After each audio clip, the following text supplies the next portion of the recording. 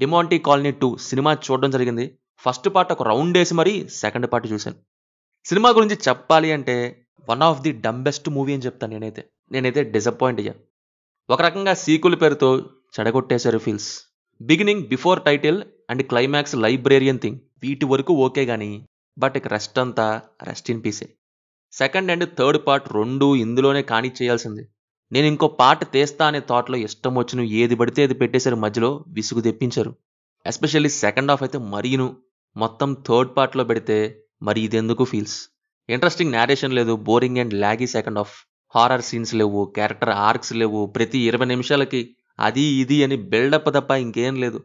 ఇంకా రూల్సే పెట్టని ఆ వరల్డ్ బిల్డింగ్కి అయితే ఓ పెద్ద దండం.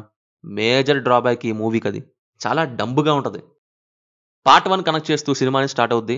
పార్ట్ 1లో చనిపోయిన శ్రీనివాస్ ఇక్కడ ఎలా అంతా సినిమాలో చూడొచ్చు. డైరెక్టర్ అజయ్కి కొన్ని ఇంట్రెస్టింగ్ ఐడియాస్ ఉన్నాయి. లైక్ మాంగ్స్ని తీసుకురావటం, స్టోరీకి 15th సెంచరీ నాటి బ్యాక్ స్టోరీగా ఇవ్వాలి అనుకోవటం, క్లైమాక్స్లోని పార్ట్ 3 అంటూ తీసుకొచ్చిన సీన్. బట్ వాటిని ఒక హారర్ సస్పెన్స్గా మెర్జ్ చేయబోయి డైరెక్టర్ మెస్డప్ అనిపించింది. నాకు ఎండింగ్ పోర్షన్ ఒకటి బాగుంది సినిమా మొత్తంలో. అది చూశాక ఒకటే అనిపించింది, ఈ సోదంతా పెట్టే బదులు ఇంటర్వెల్ నుంచే అది స్టార్ట్ చేయాల్సింది అని. ఫస్ట్ హాఫ్లో అయినా కొన్ని సీన్స్ ఏదేదో అల్లేసినా సరే అంటూ ఏదో అలా ఫ్లోలో వెళ్ళిపోయినట్టుగా ఉంటాయి కానీ ఆ సెకండ్ హాఫ్ అయితే పిచ్చిలేసింది. ఈసారి ఏ షార్ట్ ఫిల్మ్ చూశారో డైరెక్టర్ మరీ ఎంతలా లాగేస్తున్నారు అనిపించింది. చూస్తే అది చేంజింగ్ రూమ్ వేసేశారు. అవతల ఎన్నిటికి ఆన్సర్స్ ఇవ్వాల్సింది ఎన్నో బ్రాకెట్స్ ఇష్టం వచ్చినట్టు ఓపెన్ చేసి పెండింగ్లో పెట్టారు. శామ్ ఊరేసుకుంటే మిగతా వాళ్ళు దూకుతారు. అగైన్ జ్యోతిష్యం చెప్పే అతను కూడా ఊరేసుకుంటాడు. హీరో ఫ్రెండ్ అదే నెక్లెస్ని తీసుకున్న పర్సన్ ఇంకోలా చంపబడతాడు. ఆ మంత్రం చెప్తే నెక్లెస్ కనిపిస్తుంది అంటారు. అది ఆ డిమాంటీ బంగ్లాలోనేనా ఎక్కడైనా అయితే ఆ బంగ్లా దాకా వాళ్ళని తెప్పియాల్సిన అవసరం ఏంటి? మళ్ళీ తీసుకెళ్లిన పర్సన్స్ నుంచి ఆ లైబ్రేరియన్ ఎలా రికవర్ చేస్తున్నాడు? బుక్ అంటే కనిపించిద్ది, తీసుకెళ్లొచ్చు. బట్ ఆ నెక్లెస్ని వేరే వాళ్ళకి చేస్తే ఆర్ ఎవరికి తెలియని ప్రదేశంలో పెట్టేస్తే, లైక్ శ్రీనివాస్ ఫ్రెండ్ బ్యాగ్లో పెట్టినట్టు, అది దానంతటదే మాయమై అక్కడికి వెళ్ళిపోద్దా? అదే మాయ పాసిబుల్ అయితే ఇదంతా ఎందుకు అసలు? నెక్లెస్ని ముట్టుకున్న పర్సన్ చనిపోతాడా, లేక ఆ బంగ్లాలోకి వచ్చిన పర్సన్స్ చనిపోతారా? అక్కడే చనిపోతారా, లేక తర్వాత అన్ఎక్స్పెక్టెడ్గా చనిపోతారా? మరి శ్రీనివాస్ టీం వెళ్ళినప్పుడు ముగ్గురు బయటకు వస్తే 1 పర్సన్ ఎందుకు చనిపోయాడు? శామ్ విషయంలోనూ ఇంట్లో నుంచే ఎందుకు చనిపోయారు? మళ్ళీ గర్ల్స్ టీం విషయంలో మిగతా వాళ్ళంతా ఎందుకు పడిపోయారు? ఒక్క నెక్లెస్ని తీసుకున్న ఆమె తప్ప. పార్ట్ 1లో ముందు చనిపోయిన హీరో ఫ్రెండ్ డెడ్ బాడీ ఏది, ఎలా చనిపోయాడు?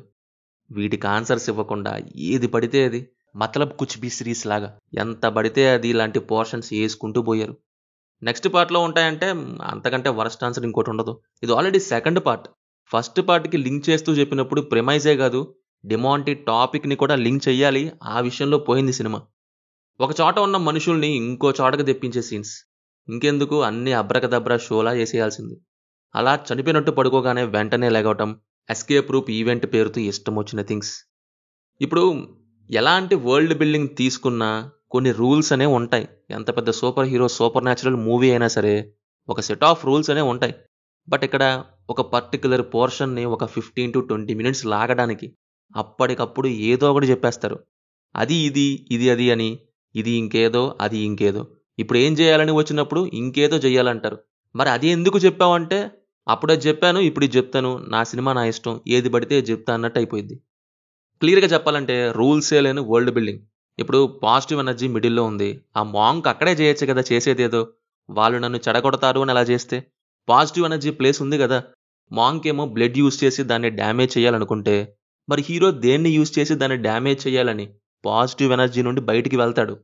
లైబ్రేరియన్కి మ్యాజిక్ షోస్ ఏమన్నా తెలుసా? ఉమెన్స్ హాస్టల్ లోపలికి వెళ్ళిపోతాడంట ఎవ్వరికి తెలియకుండా. లోపల లాక్ వేసిన డోర్ని ఓపెన్ చేసేస్తాడంట. అలాగే ఒక పిల్లోని తీసుకొస్తారు మిర్రర్ సీన్ కోసం. ఫస్ట్ పార్ట్ లోపల సీన్ లాగా ఇందులో కూడా సేమ్ రిపీట్ చేస్తారు. అక్కడ చనిపోయినట్టు చంపబడినట్టు జరిగిద్ది అంటారు. ఎగ్జాంపుల్ ఫస్ట్ పార్టే తీసుకుంటే టీవీలో జరిగినట్టుగా చనిపోరు కదా, చేంజెస్ ఉంటాయి. అండ్ శ్రీనివాస్ బ్రతకడం సెకండ్ పార్ట్ ఎక్స్టెన్షన్ కూడా అది ఫేక్ అని ప్రూవ్ చేసింది. సరే శ్రీనివాస్ రూమ్లో ఎక్స్పీరియన్స్ చేసింది వీళ్ళకి తెలియదు కదా అనుకుందాం. ఇప్పుడు మిర్రర్ సీన్లో ఏమైంది? హీరో 1 by 1 చంపుతూ వస్తాడు. బట్ ఇక్కడ ప్రియాని సేవ్ చేయడానికి పొడుస్తాడు హీరో. రెండిటికి ఎంత డిఫరెన్స్ ఉందో కూడా తెలియలేదా క్యారెక్టర్స్కి? దీనికోసం లోపల ఉన్న పిల్లోని తీసుకొచ్చి ఇష్టం వచ్చినట్టు చేశారు. క్లియర్గా చెప్పాలంటే సమ్ ర్యాండమ్ విజువల్ థాట్స్ అన్ని ఒక క్యాసెట్లో వేసేసినట్టు. అంటే మన డ్రీమ్స్లో కొన్ని వస్తూ ఉంటాయి కదా, అవన్నీ ఒకే దాంట్లో దేనికి దానికి సంబంధం లేకుండా ఇరికించేసినట్టు అనమాట. దీనికి తోడు షౌటింగ్ అండ్ స్క్రీమింగ్. అసలు ఎందుకో ఎవరో తెలీదు లాగా. హారర్ అంటే అరవాలి అన్నట్టు. యెస్. కానీ లోపల క్యారెక్టర్స్ కాదు, చూసే ఆడియన్స్‌కి ఆ ఫీల్ రావాలి. సినిమాలో గట్టి గట్టిగా అరుపులు పెడితే అది హారర్ అవ్వదండి. ఇదొక సెపరేట్ మూవీగా రాసుకొని ఉండాల్సింది డైరెక్టర్.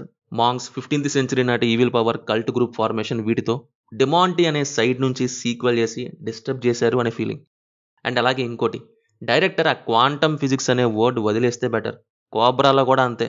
సైఫేలో పెట్టాల్సిన దాన్ని సైకలాజికల్ హారర్ జానరస్లో ఇరికిచ్చేస్తున్నారు. సరే పెట్టారా, ఎక్స్ప్లెయిన్ చేయండి కొంచెం ఎలాగో దాన్ని. ఆర్ఎల్స్ పెట్టకండి. ఆకీస్ పాక్ పాకీస్ ఆక్లాగా చేసినట్టు చేస్తున్నారు. డైరెక్టర్ అజయ్ జ్ఞానముత్తు దేన్ని మైండ్లో పెట్టుకుని ఇలా తీసిరా అర్థమైంది. లోకేష్ ఖైదీ నుంచి విక్రమ్ తీసినట్టుగా అజయ్ కూడా చెయ్యాలి అని చాలా బలవంతంగా తీసినట్టుంది. చనిపోయిన శ్రీనివాస్ని తీసుకొచ్చిన వేణి కూడా కొంత ఆడ్ ఫీలింగ్ వస్తుంది ఇక్కడ. పాజిటివ్ ఎనర్జీ బ్లా బ్లా అని చెప్పే బదులు క్వాంటమ్ ఫిజిక్స్ అనే వర్డ్ చెప్తారు అంతే. ఇంకా నాకేం తెలీదు అని కట్ చేసేస్తారు వెంటనే.